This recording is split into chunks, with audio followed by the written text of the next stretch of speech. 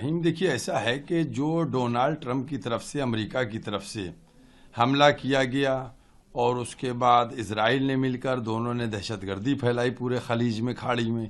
अब उसके बाद वो कह रहे हैं कि साहब शर्तें बेच के कि साहब आप सीज फायर कर लीजिए। देखिए एक सिस्टम होना चाहिए, वो बिल्कुल सही। ईरान कह रहा है जो कि हमारी शर्तों के ऊपर अब सीज फायर होगा। शुरू आपने किया था, अब खत्म करने का हमारा मामला है। आज आप बताइए, अभी जो जंग इन्होंने शुरू की है उस वक्त भी तो बातें हो रही थी। अगर आप देखिए तो इजराइल किस तरीके से सीजफायर लबनान में, फिलिस्तीन में किए, उसके बाद बमबारी कर रहा है। तो इन लोगों की बात का कोई भी भरोसा नहीं करता है। और जिस तरीके से 3 दिन से अमेरिका के राष्ट्रपति कह रहे हैं मेरी बात हो रही हो, इनसे बात हो रही है, नाम बता नहीं रहे हैं, ईरान कह रहा हमसे बात नहीं हो रही है। मैं समझता हूं कि अमेरिकी राष्ट्रपति एक पूरी दुनिया में मज़ाक़खेज़ इंसान जो है बन के रह गए हैं। जिस तरीके से व्हाइट हाउस की कैरोलाइन लेविट ने दावा किया है कि ईरान दबाव में है, अमेरिका बातचीत को तैयार है, लेकिन शर्त न्यूक्लियर कार्यक्रम छोड़ना होगा। अगर ईरान दबाव में होता तो जिस तरीके से डोनाल्ड ट्रंप मुख्तलिफ ममालिक के लोगों को मीडिएटर बनाकर बातचीत करने के लिए पेशकश कर रहे हैं, ईरान मान लेता। अब ईरान दबाव में नहीं बल्कि अमेरिका और इजराइल दबाव में है। अमेरिका और इजराइल दोनों फंस गए हैं और ईरान जो है उस वक्त का इंतजार कर रहा था तकरीबन 40-45 साल से कि एक दफा अमेरिका छेड़ दे। अमेरिका के छेड़ने का इंतजार कर रहा था। अब अमेरिका ने छेड़ दिया ईरान को, ईरान छोड़ेगा नहीं। डोनाल्ड ट्रंप कह रहे हैं कि ने कहा है कि अमेरिका कई युद्ध सुलझा चुका है, ईरान समझौता करना चाहता है, डरा हुआ है। ईरान, अगर मैंने देखा उनका कि वो ईरान बात करने के लिए बेताब है, ईरान डरा हुआ है। ईरान डरा हुआ है ये तो पूरी मीडिया बतला रही है कि ईरान डरा हुआ है या अमेरिका डरा हुआ है, इजराइल डरा हुआ है। ईरान डरा नहीं है। ईरान तो कह रहा है हम 10 साल की फुर्सत में हैं, 10 साल हम आपसे लड़ेंगे, आइए बिस्मिल्लाह। ईरान इस मौके को छोड़ना नहीं चाह रहा है। वो चाह रहा है कि अब इस सुपर पावर को एकदम जीरो पावर बना दिया जाए, और वो तकरीबन बना दिया है। आज जिस तरीके से अमेरिका और इजराइल प्रेशर में हैं, मैं ये समझता हूं कि ये इनके लिए काफ़ी है कि इनकी पावर ख़त्म हो चुकी है। ईरान ने अपनी उस यकजहती और अपनी उस कुव्वत को दिखा दिया है जो ये लोग हल्के में ले रहे थे। अमेरिका चाहता है कि ईरान में एक ऐसा नेतृत्व हो जो उसके साथ पूरी तरीके से सहयोग करे। देखिए ईरान में कोई ऐसा मुखबिर ना मिलेगा उनको, और न कोई ऐसा ईमान फरोश मिलेगा उनको, ठीक है। हर एक वहां मजबूत इंसान मिलेगा।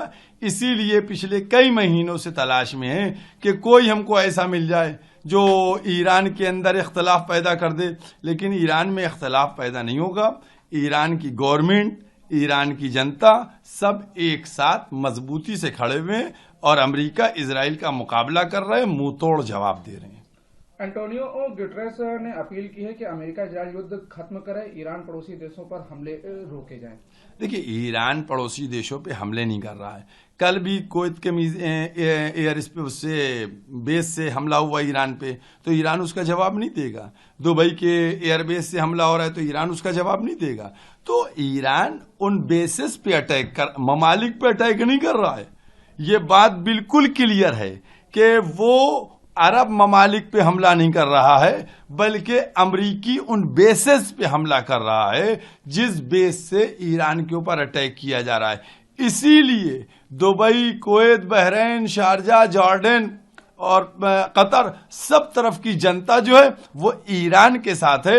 चूंकि ईरान जो है गरीबों के लिए, मजलूमों के लिए, मिस्कीनों के लिए लड़ रहा है। जनता इसीलिए साथ है क्योंकि जनता खुद आहत है और परेशान है अमरीकी बेसेस और अमरीकी लोगों से।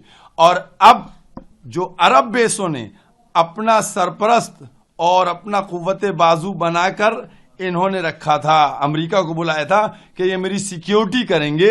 इस वक्त अमेरिका के लिए एक और मसला ये हो गया है कि अब अरब देश इनसे कह रहे हैं हमारे क्या से जाओ, जब तुम सिक्योरिटी हमारी नहीं कर पा रहे हो, तुमको जो पाल पोस रहे हैं वो बेकार है, लिहाजा okay tata bye bye. Iran के विदेश मंत्री अब्बास अराक्ची ने कहा है कि प्रस्ताव पर विचार हो रहा है, लेकिन अमेरिका से सीधी कोई भी बातचीत नहीं हो रही है। हाँ, बीच में देखिए वो तो है, पाकिस्तान भी हो, तुर्की भी हो, कई मुल्क जो है बीच में आए हैं और आने के बाद वो उनका मैसेज लेके आए हैं। ईरान जो है वो नहीं चाहता है कि खून खराब हो, लेकिन ईरान की सबसे इम्पोर्टेंट और बड़ी शर्त ये थोड़ी है आपने 6 महीने पहले जून में आके हमला कर दिया, आपने आके फरवरी में हमला कर दिया, उनकी लीडरशिप को आप मारे दे रहे हैं। इस तरीके से बार बार नहीं चलेगा। ईरान क्लियर कह रहा है कि आप ये कह दीजिए कि अब ईरान पर हमला नहीं करेंगे, इसकी गारंटी कोई दे ही नहीं रहा है। अमेरिका इजराइल ईरान पे हमला नहीं करेंगे, पाबंदियां हटाएंगे और उसी के साथ साथ जो ईरान का नुकसान हुआ उसकी भरपाई करेंगे। ईरान राजी है।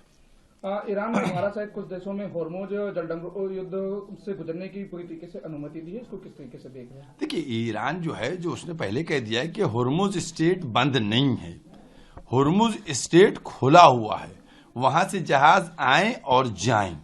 उन्होंने कुछ वहां जो लगाया है, टोल लगाया है जिसको कहते हैं हम, वो उन्होंने देने को कहा। चूंकि दुनिया में बहुत से मुल्क ऐसे हैं जिन्होंने टोल लगा रखा है, चाहे मिस्र को ले लीजिए और चाहे पनामा को ले लीजिए और कुछ दूसरे ममालिक हैं, अपने के यहाँ से गुजरने का टोल है तो वो लगाया, वो लगा सकते हैं, उनका इख्तियार है। और दूसरी बात उन्होंने कहा है जो हमारा दुश्मन होगा उसको हम जाने नहीं देंगे, जो दोस्त होगा उसको हम रोकेंगे नहीं। भारत को फ्रेंडली नेशन सूची में शामिल किया गया है, तेल गैस आपूर्ति को लेकर के बड़ी राहत है। नहीं, ईरान तो हमेशा से, ईरान की और भारत के जो संबंध हैं ये बहुत ही पुराने संबंध हैं, कदीमी संबंध है। और भारत का हमेशा, हमारे मुल्क हिंदुस्तान का, ईरान ने हमेशा वो दोस्ताना जो रवैया है उसको बरकरार रखा है। और उसी को देखते हुए ईरान ने चाबहार पोर्ट के लिए जो एग्रीमेंट हुआ था उसको भी किया था। लेकिन अफसोस की बात यही है कि हमारे मुल्क में कुछ ऐसे मामलात हुए कि जिसकी वजह से हमारा मुल्क ने वहाँ 12,000 करोड़ डॉलर लगाने के बाद भी पीछे को बैक हो गया। ये थोड़ा सा निराशाजनक बात।